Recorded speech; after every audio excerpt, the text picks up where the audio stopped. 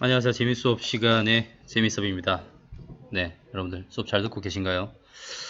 자, 오늘 우리가 할 내용은 사회정의와 불평등, 이제 불평등의 해결과 정의의 실현 이런 것 등을 할 건데 전 시간에 이제 우리가 이제 이 사회에 만연해 있는 불평등에 대해서 얘기를 했습니다. 특히 이제 계층과 관련된 설명을 좀 했고요. 계층 그리고 계급 뭐 구분하는 거 이것도 좀 중요하다고 얘기를 했고요. 그 다음에 이제 사회적 약자 그리고 이제 다양한 공간 불평등, 이런 다양한 어떤 사회 정의에 어긋나 이런 불평등 현상들에 대해서 이제 다뤄봤고요. 이제 우리는 뭘 해야 되냐? 정의로운 사회를 위한 제도와 실천적인 측면에서, 제도적인 측면에서 좀 접근을 해보고자 합니다. 오늘 수업이 좀 길어질 수도 있는데, 여러분들, 그래도 오늘 굉장히 시사적이고 요즘 이슈가 되고 있는 공공의대 정책에 대해서 이제 논쟁거리가 되고 있습니다. 이것에 대해서 좀 살펴볼 건데 끝까지 수업 잘 좀 따라와 주시고요. 자, 이제 도입입니다. 실질적 평등을 실현하는 방법인데 야구장에 갔습니다. 세 친구가 있네요. 1번, 2번, 3번 이렇게 있는데 지금 제일 작은 친구는 받침대를 두 개나 지금 깔아주고 있고 이렇게 깔고 있고 원래 키가 큰 친구는 그냥 보면 되겠죠. 자, 제시된 그림을 보면 키가 서로 다른 세 사람이 야구 경기를 관람하고 있습니다. 그래서 어, 이를 통해서 세 사람은 모두 울타리를 넘어서 경기를 관람할 수 있다라는 거죠. 각자의 상황에 따라 같은 것은 같게, 다른 것은 다르게 취급함으로써 이런 평등을 실질적인 평등이라고 얘기를 한다라는 거죠. 자, 이 받침대가 세 개 있죠. 받침대가 세 개 있고 만약에 이 받침대를 이거 키 큰 사람에게도 주고 이 사람에게도 주고 이 사람에게도 줬다고 치면 이거는 형식적 평등이죠. 똑같이 나누는 것은 형식적 평등입니다. 근데 만약에 형식적인 평등으로 인해서 가장 손해를 보는 사람은 누구죠? 네, 바로 3번. 이 사람이 되겠죠. 그래서 우리는 실질적 평등이라는 어떤 정의관을 좀 더 생각하면서 어, 정의를 생각해야 된다라는 거 좀 기억해 두시고 오늘의 학습 목표입니다. 정의로운 사회를 위해 실시되고 있는 다양한 그 제도들의 의미, 기능 이런 것들을 이해할 수 있어야 되고요. 그 다음에 정의로운 사회를 위해 우리 스스로가 실천할 수 있는 방안. 자, 오늘의 핵심 포인트 여러분들의 실천으로까지 이어졌으면 좋겠습니다. 자, 정의로운 사회를 위한 제도와 실천, 제도 그리고 실천 이 크게 두 가지로 구분한다는 사실 기억해 두시고요. 오늘 수업 이 두 개의 초점을 좀 맞춰주시고 정의로운 사회를 위한 제도와 실천입니다. 일단은 첫 번째 제도, 이제 가장 중요하기 때문에 나오는 건데 사회복지제도를 의미를 합니다. 이 의미를 한번 살펴볼 건데 어, 복지라는 거는 한마디로 이제 국민들의 행복, 안녕 이런 것들을 보장하기 위해서 만든 제도라고 보시면 되겠고요. 구성원들이 질병, 실업, 빈곤, 재해 이러한 것들로부터 다양한 사회적 위험으로부터 벗어나서 행복하고 인간다운 생활을 향유할 수 있도록 지원하는 것이 그 목적이고요. 그리고 이제 어, 삶의 질을 향상시키고자 하는 모든 사회적 노력이다라는 겁니다. 특히 이제 여기서 얘기하는 삶의 질을 향상시킨다. 기초적인 어떤 의식주만 충족된다고 해서 삶의 질이 향상되는 것은 아니고요. 기초적인 의식주를 넘어서서 우리가 뭐 쉽게 예를 들어서 한 달에 한 번 영화를 보는 것, 그 다음에 자신의 취미생활을 할 수 있을 정도의 경제적 여유, 시간적 여유, 제도적인 그런 어떤 이런 여유를 위해서 네, 노동시간이라든지 이런 것들을 보장해주는 것이 우리들의 삶의 질을 향상시키는 제도의 역할이 아닌가 생각이 듭니다. 자, 그래서 이게 가장 중요한데요. 이 오늘 배울 부분 중에서 가장 중요한 파트입니다. 사회복지제도의 종류를 잘 기억하셔야 되는데 이 세 가지를 여러분들이 잘 구분을 하셔야 돼요. 자, 한번 가볼 건데 사회보험입니다. 첫 번째, 국민에게 발생하는 사회적 위험을 공적 보험의 방식으로 대체하는 사회복지제도이다라고 얘기를 합니다. 학교 수업하면 이제 학생들한테 질문 던져요. 여러분들 보험 가입된 거 있니? 이렇게 얘기하면 뭐 생명보험 가입되어 있습니다.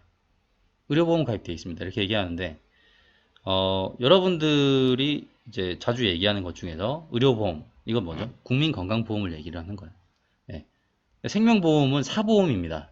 그래서 공적 보험과 사보험을 구분하셔야 돼요. 사보험은 민간이 운영하는 거고요. 공적 보험은 국가, 공기관이 주체가 되어서 운영하는 제도라고 보시면 됩니다. 자, 국민연금, 국민건강보험, 고용보험, 산재보상보험 등이 있는데요.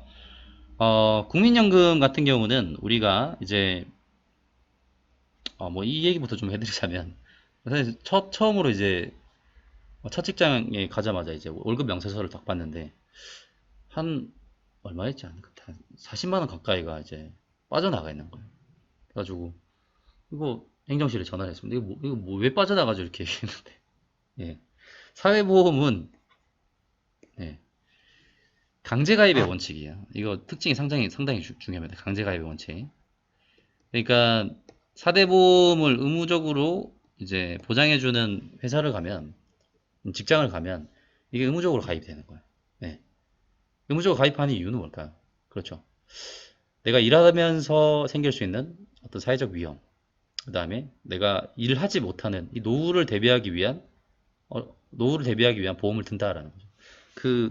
그게 바로 국민연금입니다. 그러니까 내가 이제 경제적인 활동을 할 때 일정한 소득이 있을 때 그 소득의 일정 부분을 예, 연금으로 이제 소득의 일정 부분을 연금으로 내고 그것을 이제 은퇴 시기 이후에 일정 금액을 받는다라는 거죠. 국민연금은 이제 소득에 따라서 내는 금액이 달라지고요. 그리고 이제 은퇴하고 난 다음에 받는 금액도 달라진다라는 거죠. 많이 내면 많이 낼수록 많이 돌려받을 수 있다라는 거. 그 다음에 국민건강보험이 있습니다. 그러니까 여러분들은 이제 부모님들이 다 이 국민건강보험료를 이제 여러분들 걸 내고 계시고요. 그 다음에 고용보험입니다. 이건 뭐냐면 다른 말로 실업보험이라고도 얘기를 하는데 불현듯 갑자기 실업자가 되면 어떨까요? 예, 소득이 끊기고 굉장히 이제 두렵겠죠. 힘들겠죠. 근데 이제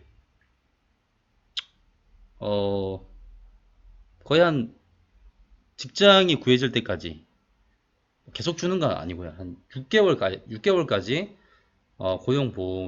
보험료로 이제 평소에 일할 때 고용보험료로 이제 근로자가 어느 정도 내고 그 다음에 사용자가 어느 정도 내고 이렇게 이제 만들어진 게 고용보험 금액이 됩니다. 그래서 자기가 이제 일을 하다가 실직을 당했다라든지 퇴직을 해서 소득이 없을 때 자기가 이제 평소에 이제 경제적인 돈을 이제 경제 활동을 할 때 모아놓은 돈을 이제 그 기간 동안 받는 거죠.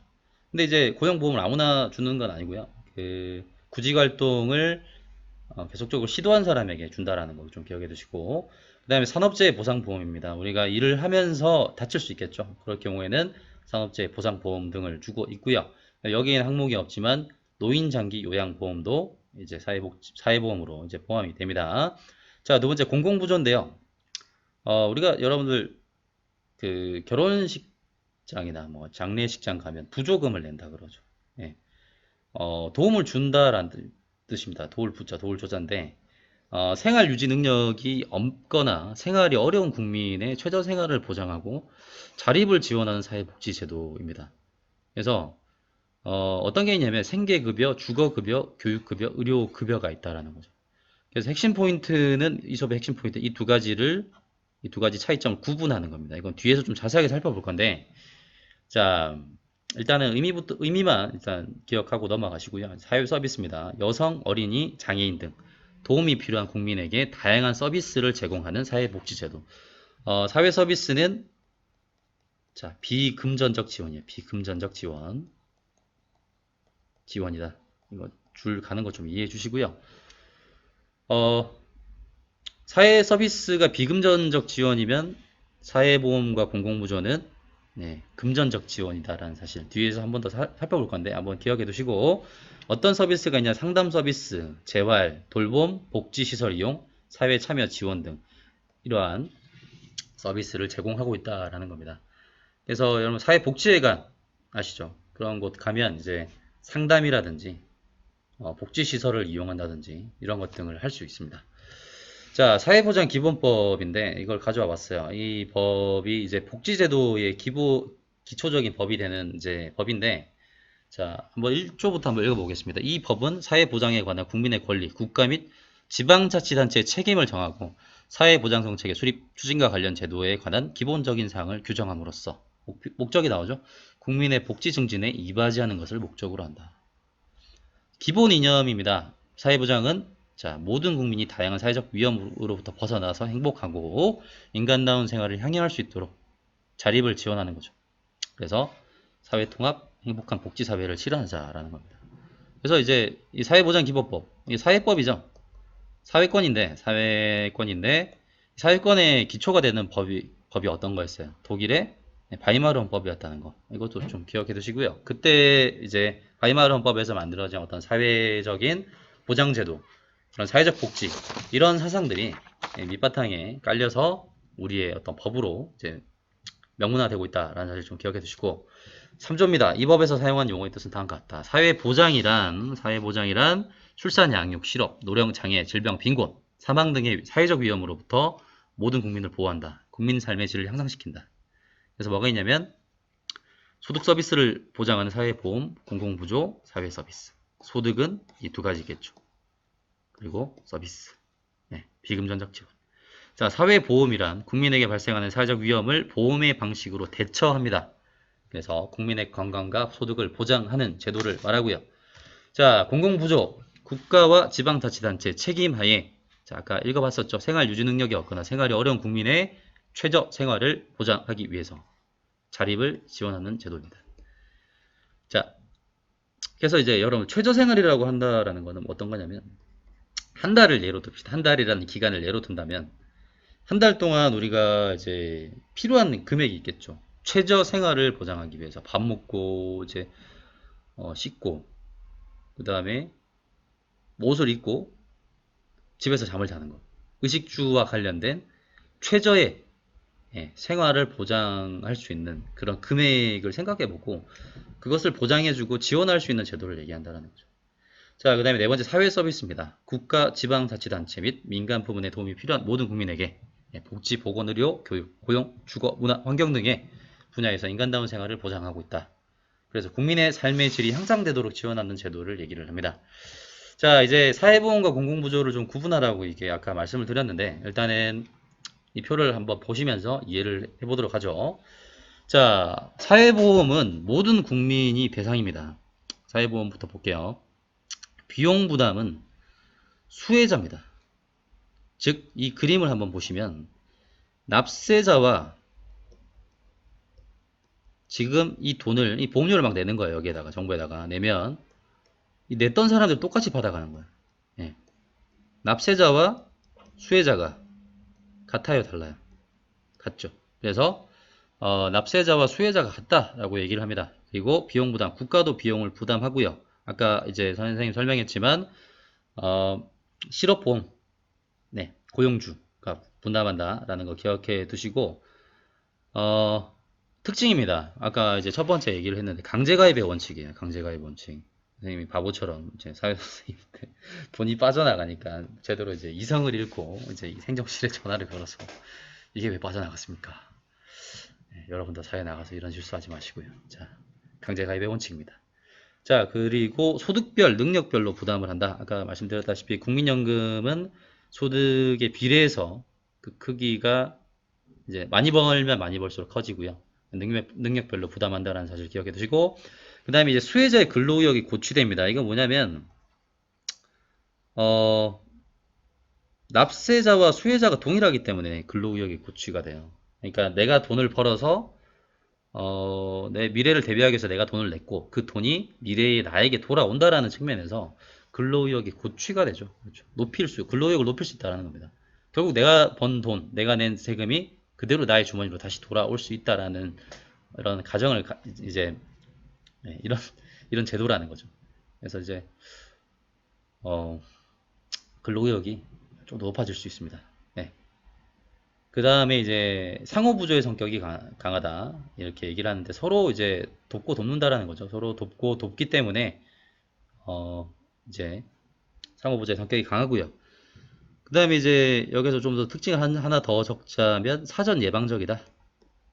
사전 예방적이다라고 얘기를 하는데 우리가 보험을 가입한 이유가 있습니다. 미래의 위험을 대비하기 위한 거죠. 그렇죠.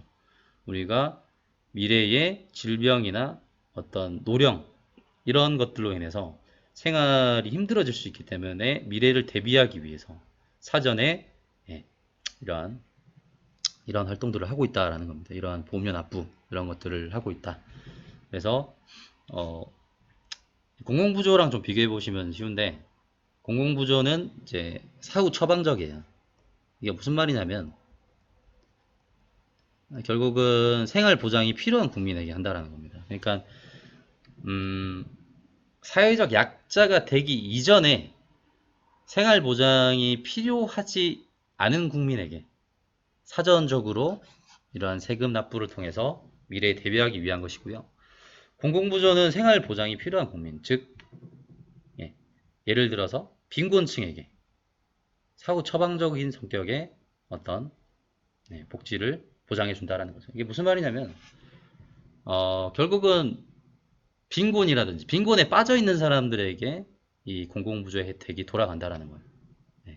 빈곤이라든지 아까 여러 가지 살펴봤지만 뭐 자립적으로 생활이 영위가 불가능한 이런 사람들에게 내려진다는 측면에서 사후 처방적인 성격을 지니고 있다라는 겁니다. 자, 그리고요, 비용 부담은 국가와 공공기관이 전액을 부담해요. 자, 이제 이걸 봤는데, 이 그림이 이렇게 있습니다. 선생님, 국민들이 지금 내고 있는 거 아닌가요? 맞습니다. 국민들의 세금으로 비용을 이제 충당을 하고요, 비용을 이제 모으고 있고, 결국은 이제 정부가 예, 비용 전부를 국가가 부담해서 최저생활을 보장한다라는 겁니다. 결국은 비용 부담에 국민들, 즉 이제 세금을 내는 국민들이 비용을 부담하는 것이라고 보시면 이제 맞다고 보시면 되고요. 그리고 이제 이 비용 부담에 이제 지금 여기서 나오는 이 주체들은 어떤 거냐면 결국은 생활 자립 지원을 하는 그 주체, 대상을 선정해서 주는 주체가 누구냐를 따져봤을 때 국가나 공공기관이다라는 겁니다. 이해되시겠죠? 자, 그러면 여러분들 한번 생각해 보시면 소득 재분배 효과가 커요. 왜 크냐면 이제 비교를 한번 해보면 사회보험보다 공공부조가 소득 재분배 효과가 훨씬 더 큽니다. 왜냐면 돈을 낸 사람이 있는데 소득 재분배라는 게 이런 거예요. 뭐 이렇게 우리가 저번에 상중하 소득이 많은 사람과 이제 적은 사람을 비교를 해봤었는데 소득 재분배라는 것이 우리 사회가 가지고 있는 일정량의 소득이 있을 거 아닙니까? 그 소득들이 다시 이제 국가의 세금으로 치환이 돼서 세금이 다시 골고루 이렇게 이제 중류층이나 이제 하류층 이렇게 전달이 되는 것을 소득 재분배라고 얘기를 하는데 결국은 이제 소득 재분배라는 것이 공적인 소득을 공적인 소득 세금으로 내는 소득을 분배를 해서 이제 최저생활을 보장할 수 있는 효과를 줄 수 있다라는 겁니다. 자, 그리고요, 국가의 재정 부담이 가중될 수 있다. 왜냐면 이제 뭐 예를 들어서 국가에서 빈곤층의 숫자가 많아진다라고 치면 국가는 그 빈곤층을 전부 다 이제 공공부조 이 제도에 의해서 케어를 해줘야 되는데 상당히 이제 재정 부담이 가중되겠죠. 국민들은 좀 더 세금을 더 많이 내야 될 수도 있고요. 그다음에 세 번째, 수혜자의 근로 의욕도 저하됩니다. 왜냐하면 여기는 납세자와 수혜자가 일치했는데 내가 벌어서 세금을 냈지만 이 돈이 다시 돌아와야 안 돌아와요. 안 돌아오고 내가 생전 모르는 사람에게 이 세금이 쓰여진다라는 측면에서 소유자의 어떤 근로 의욕이 상당히 저하될 수밖에 없다.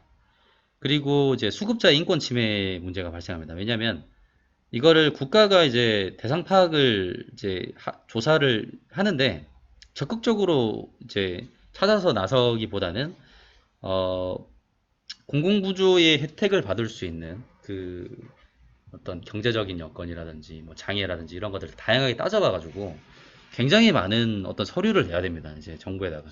예. 그러니까 어떻게 보면 국가가 적극적으로 이러한 빈곤층을 찾아 나서기보다는 빈곤층이 스스로 알아서 예, 공공기관, 정부를 찾아가서 내가 빈곤층이다라는 걸 얘기를 해야 된다는 거죠. 그래서 부정적인 어떤 낙인 이런 것들이 생길 수 있다라는 겁니다. 선생님도 이제 예전에 뭐 학교 다닐 때 생각해 보면 뭐 가난이 나쁜 건 아니지만 가난이 죄가 되는 죄는 아닙니다. 생각해 보시면 뭐 그분들 중에서도 가난한 친구들이 있어요. 근데 그런 친구들이 뭐 초등학교 때는 이런 게 잘 안 지켜졌던 것 같아요. 제 때는 약간 인권 침해 요소가 있었는데 집안이 좀 어렵다 이러면 뭐 손 들어 이렇게 얘기하면 뭐 애들 막 손 막 들고 그랬어요. 그럼 이제 손 드는 거 보고 애들이 막, 아, 쟤 가난하다, 가난하대, 막 이렇게 얘기하기도 하고 그랬는데, 음, 그러니까 일단은 이런 어떤 빈곤층이 이런 기관을 찾아가서, 예, 이런 서류를 진짜 여러 뭉치, 서류도 굉장히 많이 내야 돼. 서류 많이 내야 되고, 그 서류들을 내려가서 그 민원 상담실에서 사람들을 만나고, 대화하고, 또 자신의 신분이 밝혀지고, 어떤 어려움을 겪고 있는지. 이런 측면에서 이제 부정적인 낙인이 또 생길 수 있고, 만약에 뭐 공공부조의 수급자다라고 이런 말이 새어나간다라고 하면 굉장히 좀 이제 인권 침해 문제도 발생할 수 있다라는 거죠. 네. 자, 그래서 공공부조는 비용 전부를 국가가 부담하여 최저 생활을 보장한다라는 겁니다. 자, 넘어가세요. 이거 자, 이것만 좀 더 얘기를 해보죠. 소득 재분배 효과가 크다라고 얘기했는데 뭐에 비교 이게 상대적인 개념이거든요. 사회보험에 비해서 소득 재분배 효과가 큽니다. 사회보험도 소득 재분배 효과가 있어요. 예. 그러니까 의료보험 같은 걸 생각해 보시면 다 같이 냅니다. 다 같이 냈는데 어, 다 같이 내고요. 그리고 또 더 많이 버는 사람들은 더 많이 내기도 합니다. 뭐 국민연금이라든지 이런 것들. 근데 더 많이 내는데 사실 실상 돌려받는 금액이 내는 것만 100%다 돌아오는 건 아닌다라는 거죠. 예, 그러한 돈들이 사회 각층에 이렇게 예, 전달될 수 있다라는 겁니다. 자, 넘어가세요. 교과서 187쪽인데요. 사례를 통해 복지정책이 정당화될 수 있는 근거를 파악해보자. 자, 최대 200만원까지 받는 근로장려금 5월에 꼭 신청하세요 라는 말이 나와 있습니다. 저소득 근로자를 대상으로 이미 납부한 세금의 일부를 환급해주는 제도, 근로장려금입니다. 이 제도는 일정 소득 구간 내에 있는 근로자가 일을 열심히 할수록 근로장려금 지급액이 많아지도록 해서 근로활동을 유도하고요. 저소득층이 자산을 형성하고 삶의 질을 높일 수 있게 하는 제도이다. 그래서 2008년부터 시행돼 가지고요. 2009년부터 근로자에게 지급되기 시작했다. 2015년 현재가 아니고 과거죠. 근로장려금은 거주자를 포함한 1세대 가구원 구성에 따라 정부 합산 총소득금액, 주택, 재산 등을 기준으로 연간 70만 원에서 최대 210만 원까지 지급한다. 자, 이걸 이제 아까도 얘기했지만 신청을 해야 된다라는 거죠. 근로장려금은 여러분들 뭡니까? 공공부조예요. 사회보험이 아니라. 결국은 이런 혜택을 받아야 되는 사람들이 신청을 해야 됩니다. 자, 자료 2번 교육복지 우선 지원 사업이 있습니다. 경제, 사회적, 문화적으로 불리한 여건에 있는 저소득층 학생에 대해서 교육, 문화, 복지 프로그램을 지원하는 복지 사업이다. 그래서 이 사업은 계층 간 소득 격차 심화, 가정의 기능 약화, 급격한 도시화 등으로 인해 나타나는 다양한 교육 격차에 대해서 학교와 지역사회가 적극적으로 대처해서 목적입니다. 교육 결과 평등을 실현하기 위한 거다라는 거죠. 그래서 학생들에게 기초학력의 확보, 학습 결손을 해결하고 예방하는 프로그램, 심리정서 치유 프로그램 이런 것 등을 다양한 어떤 이런 서비스들을 제공하고 있다라는 거죠. 이거는 뭘까요? 사회보험인가요? 공공부조인가요? 사회복지 서비스인가요? 그렇죠. 사회복지 서비스라고 보시면 되겠죠? 자, 넘어가겠습니다. 자, 자료 1, 2의 정책들이 시행되는 이유. 여러분 답변 한번 달아보시고요. 정답 공개하겠습니다. 자, 근로장려금은 저소득 근로자의 근로활동을 장려, 저소득층의 자산 형성, 삶의 질 증진에 기여하고자 한다라는. 자, 그리고 두 번째 교육복지 우선 지원 사업입니다. 계층 간 소득 격차 심화, 가정의 기능 약화, 급격한 도시화 등으로 인해서 나타나는 교육에서의 다양한 격차. 결국 목적은 교육 결과의 평등 실현을 위해서 이런 정책들을 시행하고 있다라는 거 기억해 두시고 2번입니다. 자, 모든 활동인데요. 뭐 할 수 없으니까 여러분들 상상의 어떤 모든 활동을 한번 해보시고요. 자, 복지정책 중 한 가지를 정해서 그 내용을 조사해보자. 이러한 복지정책 확대에 대한 자신의 견해를 발표해보자. 선생님은 이런 걸 제시해주고 싶습니다. 국민연금인데요. 정책의 내용 좀 더 자세하게 아까 간단하게 설명을 드렸는데 자세하게 설명을 드리자면 자, 가입자 및 사용자로부터 펜을 좀 바꿀게요. 자, 펜을 좀 색깔을 바꿔야겠습니다. 자, 가입자 및 사용자로부터 일정에게 보험료를 받아요. 그래서 이를 재원으로 사회적 위험에 노출되어 소득이 중단, 상실될 가능성이 있는 사람들에게 다양한 급여를 제공하는 제도입니다. 자, 해당 복지 정책에 대한 의문점과 건의사항인데요. 사용자는 왜 보험료를 내나요? 이렇게 얘기를 하는데, 그리고 또 만 18세 미만의 근로자도 가입할 수 있게 해주세요. 라고 이렇게 건의사항을 또 제기할 수 있고요. 이 복지 정책의 확대와 찬성과 반대가 있습니다. 일단은 확대는 지금 평균 수명의 연장이죠. 고령화 현상이 가속화되고 있고, 이런 현실에서 노인 빈곤 문제는 우리 사회가 해결해야 할 중요한 과제다라는 겁니다. 이런 것들은 국가의 당연한 책무다라고 이렇게 얘기를 할 수 있고요. 자, 그 다음에 복지정책 확대 반대인데요. 현재 출산율 추이를 감안하면 생산 가능 인구는 지속적으로 감소한다. 따라서 현재와 같은 국민연금 제도를 유지하면 필연적으로 기금은 고갈될 수밖에 없다고 얘기를 합니다. 그래서 이제 국민연금 제도의 확대가 국가 전체의 위험을 불러올 수 있다라는 거죠. 실제로 이제 이런 비판적인 이제 견해들을 제시하는 사람들이 상당히 많습니다. 그래서 잘 보셔야 되겠고요. 자, 이제 앤서니 기든스의 제3의 길입니다. 앤서니 기든스가 주장한 제3의 길. 이 내용이 나온 이유는 뭐냐면 복지병 때문이에요. 복지병. 자, 영국이 이제 복지를 정말 강조했을 때 이런 말이 나왔었어요. 요람에서 무덤까지라는 말이 나왔었는데 결국 이제 태어날 때부터 죽을 때까지 국가는 우리를 보호하고 우리에게 복지 정책을 실시하겠다라고 얘기를 합니다. 자, 그런데요, 복지병이 생깁니다. 예, 태어날 때부터 죽을 때까지 일을 하지 않아도 살아갈 수 있기 때문에 사람들이 열심히 근로의욕을 고취시켜서 일을 하려고 하지 않았다라는 거죠. 그래서 영국의 학자 앵서니 기든스라는 이제 사회학자는 이런 얘기를 합니다. 제3의 길을 주장해요. 이 제3의 길은 뭐냐면 노동, 복지, 뭐하자, 연계하자라고 얘기를 합니다. 노동도 하면서 복지를 달성시킬 수 있는 얘기를 하는 건데, 그러니까 우리가 예전에 배웠지만 이제 신자유주의, 경제적 효율성을 상당히 강조하죠. 그리고 여기에다가 복지병, 이 두 가지 문제, 양극단에 있는 이 두 가지 문제를 해결할 수 있는 방안을 제시하고자 얘기를 하는데, 그래서 근로의욕을 고취시키면서 경제 성장을 함께 이룰 수 있는 복지, 성장이 통합된 생산적 복지의 시행을 주장한다고 얘기를 합니다. 즉, 일할 능력이 있는 소외계층들이 자활사업과 노동에 참여하는 것을 조건으로 경제적 지원을 해주자는 것이 기든스 복지정책의 핵심이다. 이렇게 얘기를 하고 있고요. 그래서 기든스는 효율성, 형평성 이 두 가지를 동시에 달성시킬 수 있도록 하자. 그 다음에 복지와 성장을 양립 가능한 가치라고 주장을 합니다. 그래서 과도한 복지를 줄이고요. 개인의 근로의욕을 고취시켜서 빈곤을 극복하려는 생산적 복지를 강조한다. 이렇게 보시면 되겠습니다. 자, 그래서 근로장려세제를 좀 더 자세하게 살펴보겠습니다.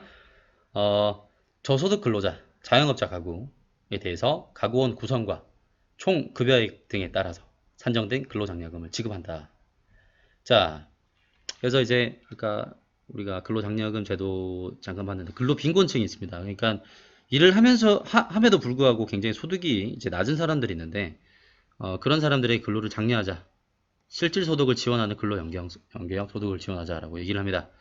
그래서 이제 여기서 좀 자세하게 살펴보면 가구원 구성이 있겠죠. 뭐 2인 가구가 있을 수 있고요. 3인, 4인 뭐 그 이상의 어떤 가구 이제 숫자가 있을 겁니다.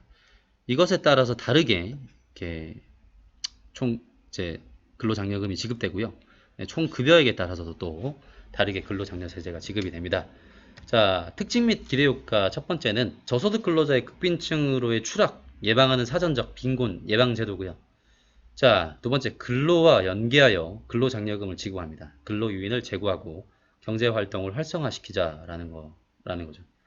선생님 아까 전에 이제 공공부조 사후 처방적 성격을 지니고 있다고 얘기를 하는데 근로장려세제는 좀 더 달라요. 근로장려세제는 사전적으로 빈곤에 처하기 이전에 이제 그 이전부터 빈곤에 처해지기 이전부터 이런 제도들을 시행해 나간다라는 거죠. 자, 두 번째 근로와 연계하여 근로장려금을 지급한다. 근로유인을 제고한다. 근로유인을 높인다라는 거죠. 그리고 경제활동을 활성화시킨다. 세 번째, 소득 파악 제고로 조세 행정의 효율성을 제고하고요. 기초수급 대상자 선정과 사회보험료 결정 등에 있어서 형평성을 상당히 높일 수 있다라는 거 기억해 두시고, 자, 단독 가구 같은 경우는 총 급여액이 증가할수록, 빨간색으로 쓸게요. 총 급여액이 증가할수록 어떻습니까?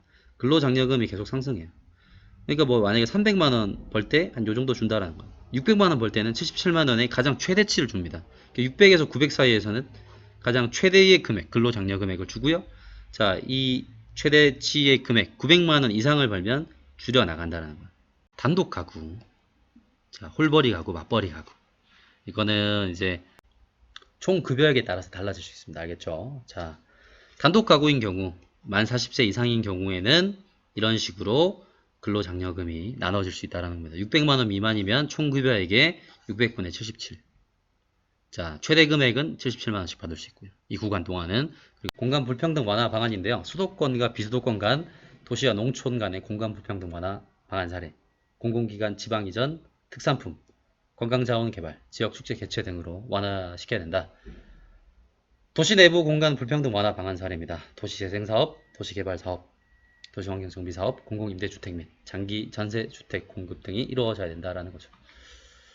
자, 그래서 이 문제도 있습니다. 광역 화장장 건설제, 이런 문제가 있죠. 전라북도 여러 시군이 공동으로 출자해서 광역 화장장을 짓고 함께 운영하고 있다라는 겁니다.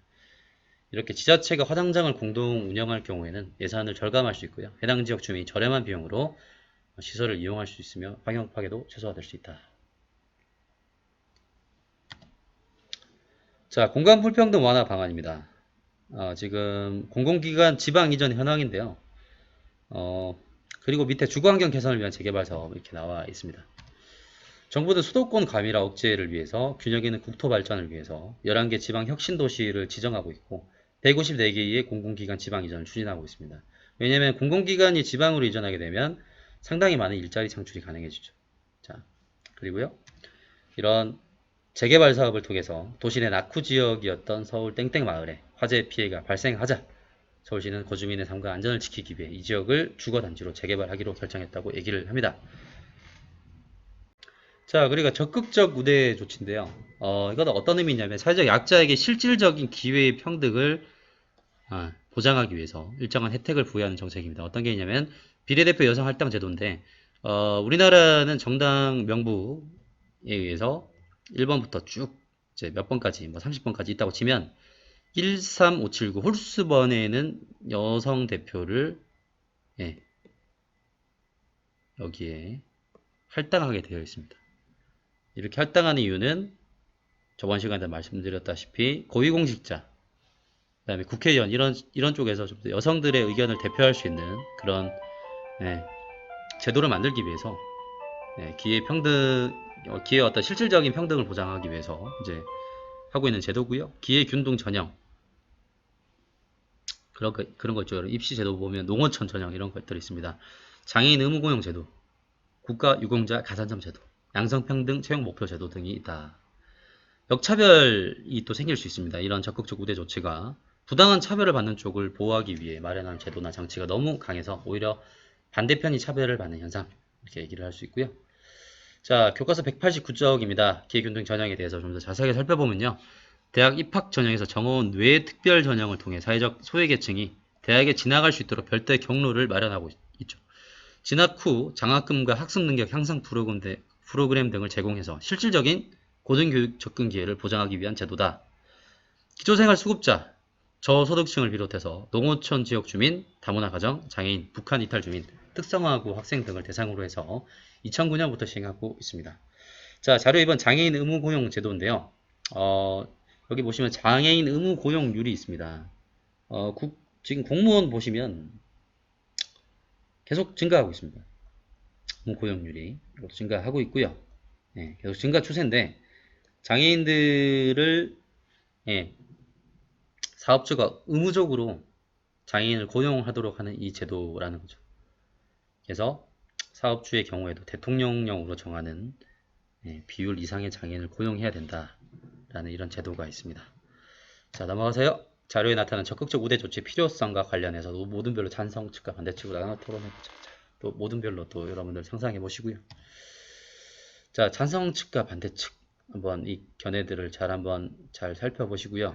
여러분들 핵심만 좀 파악해 보시자면 찬성 측은 사회적 약자들은 일반인에 비해 상대적으로 열악한 상황에 놓여 있다. 그래서 동등한 기회를 부여하는 것만으로 이들에 대한 차별을 해소하기 어렵다. 이렇게 얘기를 합니다. 자, 반대측에서는 결국은 이런 문제가 나올 수 있다는 것. 역차별의 문제가 야기될 수밖에 없다. 좀 기억해 두시고 2번 자료 2에 나타난 장애인 의무 고용률의 적절성에 대한 자신의 생각을 여러분들 한번 발표해 보시고요. 자, 선생님 뭐 이렇게 얘기를 하고 싶습니다. 2015년 현재 우리나라 장애인은 250만 명이 육박한다. 국민의 5%에 해당하는 수준이다. 그래서 전체 고용의 5% 정도는 차지할 수 있다고 볼 수 있다. 그래서 지금 현재 적용되고 있는 3% 내외의 의무 고용률이 지나친 수준이라고 보기는 어렵다. 이렇게 얘기를 해드리고 싶고요. 자, 실천 방안. 결국은 여러분들이 이렇게 배우고 나서 실제적인 실천 방안을 좀 이제 가져가셨으면 좋겠는데, 공동체 구성원으로서 불평등 문제에 대해서 문제의식을 가져야 된다. 그리고 사회 약자의 고통에 대해서 공감하실 수 있어야 되고요. 그들이 우리 사회에서 배제되지 않도록 배려하는 자세를 가져야 됩니다. 그래서 기부나 봉사활동 등을 꼭 열심히 하셨으면 좋겠고요. 그 다음에 시민단체, 협동조합 등을 통한 활동 등이 필요하다라는 거죠. 그래서 여러분 항상 공동체 속에서 개인주의만 지향하시지 말고요. 공동체 속에서 타인이 어떤 불평등, 권리, 인권, 권리라든지 이런 것들이 침해당할 때 여러분들이 침묵하시면 여러분들이 불평등을 당하고 사회적 약자가 되었을 때 타인들이 여러분들에게 침묵할 수도 있다는 사실을 좀 기억해 두시고, 자, 다음 가로 안의 내용 중 알맞은 말을 동그라미 펴 쳐보자. 국민에게 발생하는 사회적 위험을 공적보험의 방식으로 대처하는 사회복지제도. 자, 보험이죠. 그렇죠. 여기서 힌트가 많이 나왔습니다. 사회보험이고요. 이번 도움이 필요한 국민에게 상담, 재활, 돌봄, 복지시설 이용 등을 지원하는 비금전적 지원인 사회서비스. 2번 공공지방 이전 특산품, 관광자원 개발, 지역 축제 개최 등은 어떤 현상을 해결하기 위한 방안입니까? 그렇죠. 자, 공간적 불평등. 3번에 1번 가겠습니다. 기회균등 전형은 적극적 우대 조치. 그렇죠. 자, 2번 사회적 약자를 위한 혜택이 너무 강하여 반대편이 차별을 받는 현상을 사회 계층의 양극화가 아니라 뭐였습니까? 역차별 문제였습니다. 자, 오늘도 여러분들 고생 많으셨고요. 수업 내용이 상당히 많지만 그래도 여러분 유익하게 배우셨으리라고 생각이 듭니다. 감사합니다.